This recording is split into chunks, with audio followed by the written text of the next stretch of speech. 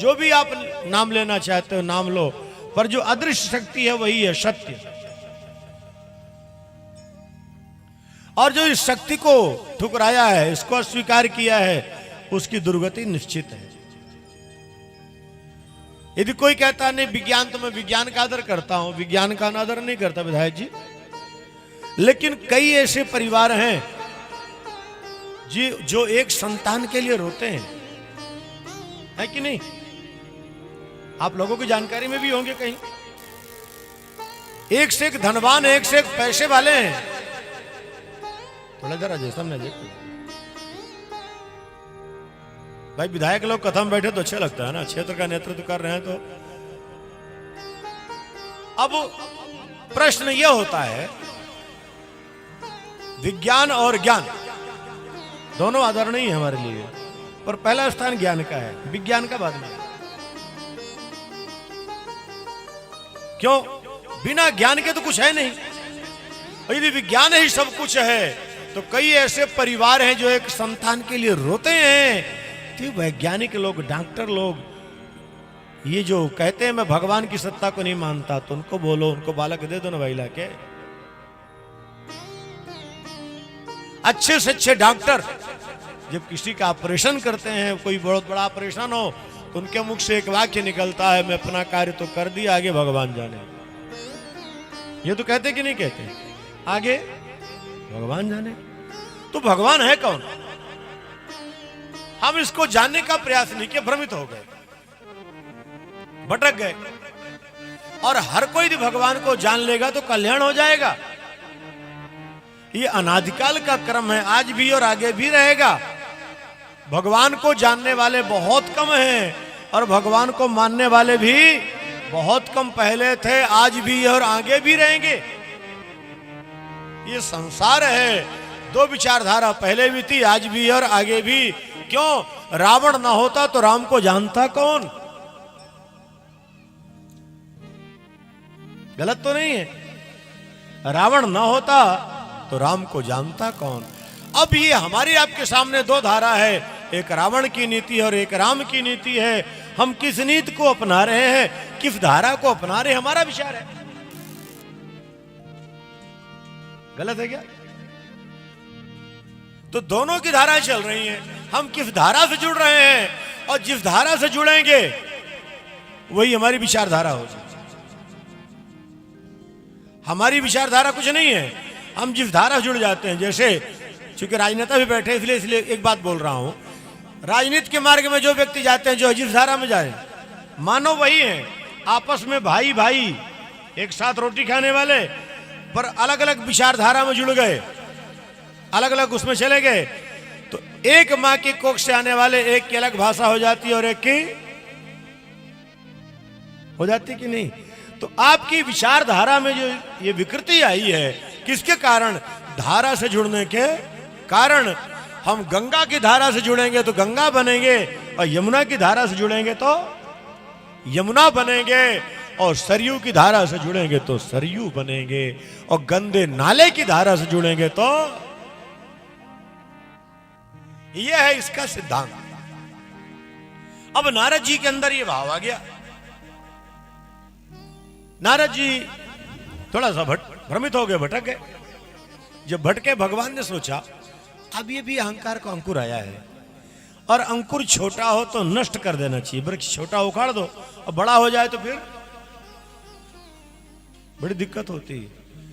People का वृक्ष छोटा, यदि वृक्ष छत में है निकाल दो, ठीक है, बड़ा हो गया नहीं निकाले तो फिर वो क्या करेगा? मकान को ही खा जाएगा। उसी प्रकार हमारे आपके अंदर अहंकार का जब उद्गम होता है, अहंकार का जब अंकुर आता है, बड़ा छोटा होता है, लेकिन उस अहंकार को हम जब पाल पोस करके, संभाल करके बड़ा कर लेते हैं, तो इतना बड़ा वृक्ष बन जाता है कि वही अहंकार हमको खा जाता है और हमारे आप सत्ता को, हमारे स्वरूप को मिट्टी में मिला देता है। रावण का अहंकार ही रावण को खाया है, राम नहीं खाया, राम मारे हैं। इस संसार में हर मानव के जीवन में उत्थान और पतन के पीछे उसका अहंकार है, उसका कर्म है बस। तभी तो लिखा जो जस करे सो तस फल चाखा। अब बाबा के अंदर जब अहंकार आया, भगवान ने सोचा ये तो मेरा भक्त था पर भटक रहा है, अच्छा जो सन्मार्ग में आ सकते हैं उनको समझाना चाहिए, और जो सन्मार्ग में ना आने वाले हो उनको समझाना नहीं चाहिए। अच्छा कभी कोई मूर्ख मिल जाए ना, तो मूर्ख के सामने ज्यादा बोलना भी समझदारी नहीं। ज्ञानी से बात करो पर मूर्ख से क्या बात करो। जैसे आगे प्रसंग आएगा, रावण की सभा में जब हनुमंत लाल गए तो रावण तो बोलते जा रहे पर हनुमान जी नहीं बोल रहे। किसी ने पूछा हनुमान जी साहब बोल क्यों नहीं रहे थे? बोले भाई जिसके एक मुख हो तो उसको उत्तर दूं, जो 10 मुख वाला उसके सामने क्या बोलूं, उसके सामने क्या बोलूं? वो कभी कुछ बोलता है, कभी कुछ बोलता है, कभी कुछ करता है, कभी कुछ करता है, उससे बोल के क्या करूं भाई? इसलिए जहां मूर्ख मिल जाए वहां शांत हो जाना चाहिए। एक बार अकबर ने कहा बीरबल से अपने पिता को लाओ। अब उसके पिता घबरा गए। अकबर पता नहीं सन की मिजाज का है, शासक है, और कहीं कुछ उल्टा सीधा बोल दिया तो ये दंडित कर देगा। तो बीरबल ने कहा आप शांत रहो, आप एक काम करना, कुछ बोलने नहीं, ठीक है नहीं बोलो। अब वो गए, बुलवाया था सभा में बैठे, और सुनाइए कैसे क्या कहां से आए। अब जितनी बात बोलते मौन बैठे, कुछ नहीं बोल रहे। तब अकबर को बड़ी चिढ़ लगी। अकबर ने कहा बीरबल ये बताओ कोई महामूर्ख मिल जाए तो क्या करना चाहिए? बोले हमारे जो पिताजी कर रहे हैं वही करना चाहिए। अर्थात किसको महामूर्ख बना दिया?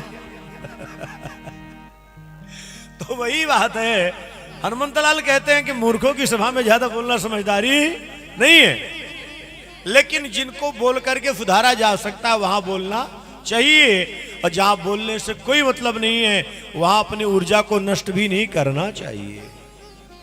नारद जी के अंदर वो था कि नष्ट संभाला जा सकता है, ये भटक गए। भगवान ने कहा अच्छा तो अब जा रहे? बोले हाँ प्रभु मैं जा रहा हूं। ठीक है जाओ। चल पड़े। भगवान माया का एक नगर बना दिए।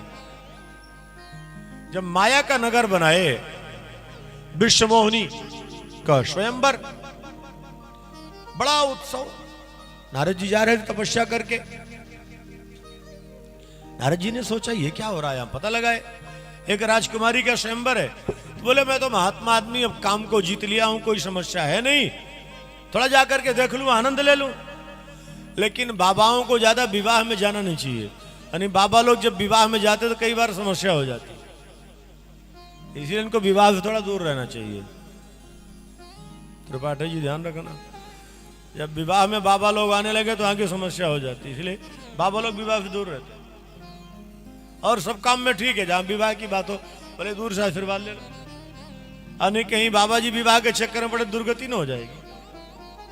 एक बाबा का बहुत पक्का चेला था। अब माता पिता उसके विवाह की तैयारी किए। जब विवाह की तैयारी किए तो उसने कहा गुरुदेव आपको आना? बाबा जी ने कहा नहीं। बोले नहीं मैं इतनी सेवा किया हूं, आपको तो आना ही पड़ेगा। बाबा जी ने सोचा चलो चेला बुला रहा तो चलना चाहिए। और पहले प्राचीन परंपरा में जल के लिए कुआं बनवाते थे ना, क्यों विधायक जी? पहले कुआं बावली होती थी, अब आजकल तो सब जगह नहीं बची, अब तो नल का सिस्टम आ गया, पर पहले कुआं बावली होती थी। और कुआं के चारों तरफ जो बनाते थे उसको जगत बोलते थे, अपना अपना भाषा में। हम महात्मा जी गए विवाह में आशीर्वाद देने के लिए, और जब विवाह में आशीर्वाद देने गए जयमाल में, तो जयमाल में आशीर्वाद दिए, रात्र का समय हो गया। बाबा जी ने सोचा कि अब क्या करूं, तो कुआं के किनारे जहां वो बना था स्थान, उसी में अपना आसन लगा के सो गए। अब जब बाबा जी उसमें सोए तो परिणाम क्या हुआ? स्वप्न में बाबा जी अपनी शादी करा बैठे। अब शादी में गए थे तो स्वप्न तो आया। आज जब बाबा जी शादी करा ली अपने स्वप्न में, अब आसन तो संकीर्ण था थोड़ा सा, तो उस देवी ने कहा बाबा थोड़ा और सरको ना। तो बाबा जी आसन से थोड़ा सा बोले थोड़ा और सरको, और 2-3 बार में इतने बाबा जी चले गए कुएं में। अब जब बाबा जी कुएं में गिरे तो बाराती लोग जग रहे, दौड़े, देखो देखो क्या हुआ, अरे महात्मा कुएं में गिर गया। किसी ने कहा भांग पिया होगा, किसी ने कुछ कहा। अब जब लोग बाबा को निकाले, बाबा से पूछे ये बताओ आप कुएं में कैसे गिरे? तो बाबा ने कहा मुझे बताने में भी संकोच लग रहा, शर्म आ रही है। पर अब आप लोग पूछ रहे तो बता दूं, मैं ये सोच रहा हूं कि मैं स्वप्न में शादी करा लिया तो कुएं में गिर गया, और जो प्रत्यक्ष करा के बैठे हैं वो कहां गिरेंगे भगवान जाने। मैं तो इसी में परेशान।